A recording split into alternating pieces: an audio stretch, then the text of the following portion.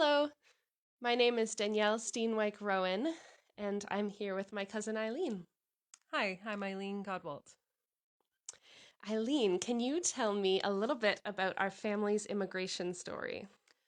Sure. Our great grandfather, Henry Kippers, came with his wife and four children from the Netherlands in the early 1900s. Um, After being in Edmonton for about a week, all of the children had come down with the scarlet fever.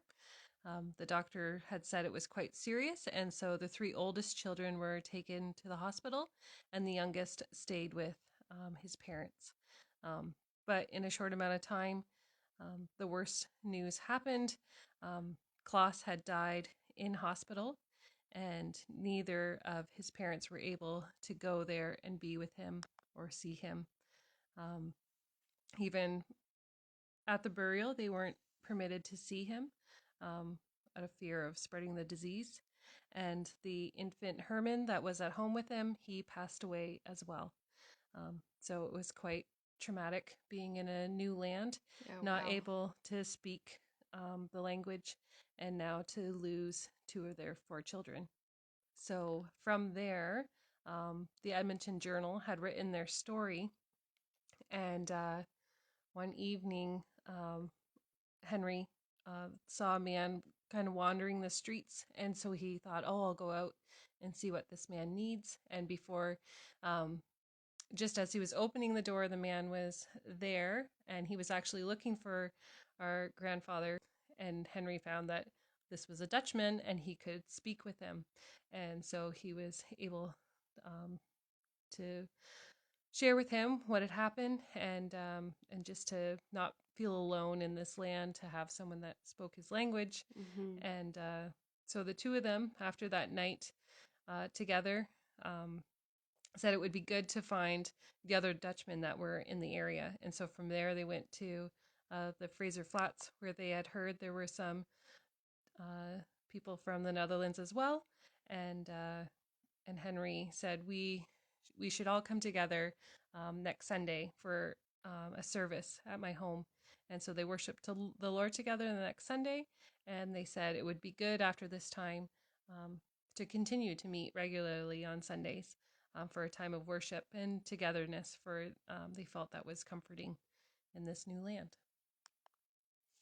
Wow, that's quite the story. And I can't imagine being in their place, losing two kids right off the bat and not speaking the language and not being able to bury their kid. And just, it feels like it has echoes of some of the really difficult immigrant stories you hear these days. Mm-hmm. Yeah, it wasn't an easy time at all. I can imagine it was quite hard, especially as a mother, to think what our great grandmother went through with that loss, and to not have friends or family to go through it with, but then to find fellow believers and then fellow countrymen, um, and be Hmm. together in that way. Yeah. And then you said he traveled, our great grandfather Henry traveled down to Washington.